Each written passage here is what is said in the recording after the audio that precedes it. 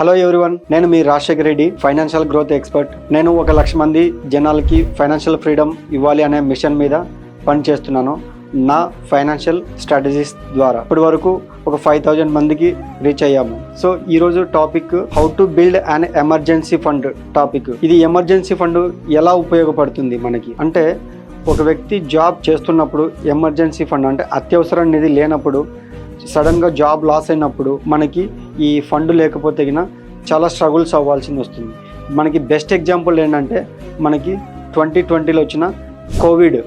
So ఆ టైంలో మనకి చాలామంది లక్షల డబ్బులు ఉన్నా కూడా ఎమర్జెన్సీ ఫండ్ లేకపోయేసరికి చాలామంది చాలా రకాలుగా ఇబ్బంది పడ్డారు. ఎమర్జెన్సీ ఫండ్ అనేది మనకి కోవిడ్ వచ్చిన తర్వాత చాలా బల్బాన్ అయిందనమాట. సో దీన్ని ఎలా క్రియేట్ చేసుకోవాలి, ఏ పాయింట్స్ మీద మనం డిస్కస్ చేసుకోవచ్చు. ఫస్ట్ పాయింట్ వచ్చేసి సెట్ ఏ గోల్. ఒక పర్సన్ జాబ్లో జాయిన్ అయినప్పుడు మనకి ఎంత శాలరీ వస్తుంది అనే దాని మీద బేస్ చేసుకొని, మనకి అలాగే మన ఖర్చులు, డైలీ ఎక్స్పెన్సెస్, మంత్లీ ఎక్స్పెన్సెస్ ఎలా ఉన్నాయి, అలాగే మన ఈఎంఐస్, ఇవన్నీ కూడా కంపేర్ చేసుకొని చేసుకోవాలన్నమాట. సే ఫర్ ఎగ్జాంపుల్, ఇప్పుడు ఒక పర్సన్ 25,000 రూపాయలు శాలరీ వస్తుంది.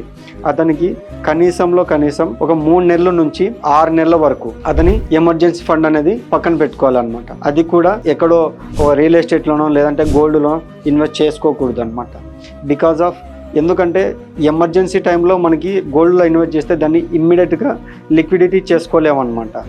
సో ఆ పాయింట్ ఆఫ్ వ్యూలో మనకి అది కూడా లిక్విడ్ అమౌంట్లోనే ఉండాలి, అది కూడా సేవింగ్ అకౌంట్లోనే పెట్టుకోవాలి. నెక్స్ట్ వచ్చేసి క్రియేట్ ఏ బడ్జెట్. సో మనకి 25,000 శాలరీ వస్తుందంటే దాంట్లో ఒక 5% మేము ఎమర్జెన్సీ ఫండ్కి పక్కన పెట్టేసుకోవాలన్నమాట. మిగతాది మన ఖర్చులకి యాజిటీస్గా చేసేసుకోవచ్చు.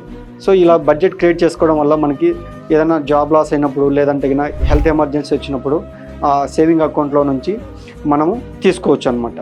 నెక్స్ట్ వచ్చేసి start small and be consistent. చిన్న అమౌంట్ తోటి అయినా కూడా మనకి ఎమర్జెన్సీ ఫండ్ అనేది క్రియేట్ చేసుకోవడం చాలా ఈజీ అనమాట. అది ఎంతైనా కావచ్చు, బట్ ఖచ్చితంగా అయితే ఎమర్జెన్సీ ఫండ్ అనేది మీ అకౌంట్లో ఉండాలి. నెక్స్ట్ వచ్చేసి choose the right saving vehicle. So ఇక్కడ ఏంటంటే, ఎమర్జెన్సీ అనేది పదం వాడుతున్నాం. ఎందుకు వాడుతున్నాం? మనకి ఏదైనా ఎమర్జెన్సీ వచ్చినప్పుడు ఇమ్మీడియట్గా మనకి విత్డ్రా చేసుకునే రకంగా ఉండాలి. ఎందుకంటే మనం ఎగ్జాంపుల్గా గోల్డ్లో ఇన్వెస్ట్ చేసినప్పుడు, అది ఎమర్జెన్సీ వచ్చినప్పుడు మనం దాన్ని లిక్విడ్గా కన్వర్ట్ చేయాలంటే చాలా టైం టేకన్. అలాగే ఒక రియల్ ఎస్టేట్, ఒక ఓపెన్ ప్లాట్లో ఇన్వెస్ట్మెంట్ చేసినప్పుడు మనకి ఆ లిక్విడ్గా కన్వర్ట్ చేయాలంటే చాలా ప్రాబ్లమ్స్ వస్తుందన్నమాట. సో ఎప్పుడు కూడా మనకి ఎమర్జెన్సీ ఫండ్ అనేది లిక్విడ్ ఆర్ సేవింగ్ అకౌంట్లో ఉండడం చాలా మంచిది అనమాట. Dos and don'ts. డూస్ మనకి రెగ్యులర్గా సేవింగ్ అకౌంట్లో ఉండేటట్టుగా ప్లాన్ చేసుకోవాలన్నమాట.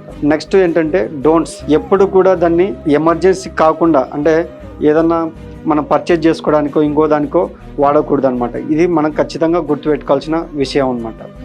ఎందుకంటే ఎమర్జెన్సీ ఫండ్ అనేది మనకి అత్యవసరంగా ఉపయోగపడే టైంలో మాత్రమే తీసుకోవాలి, లేకపోతే దాన్ని అలానే పెట్టేయాలన్నమాట. సో మీకు ఈ వీడియో నచ్చినట్లయితే మీ ఫ్రెండ్స్కి, మీ ఫ్యామిలీ ఫ్రెండ్స్కి షేర్ చేయండి. నేను మీ రాజశేఖర్ రెడ్డిని. ఇలాంటి మరెన్నో వీడియోస్ కోసం Rajasekhar financial growth expert subscribe చేయండి. Thank you.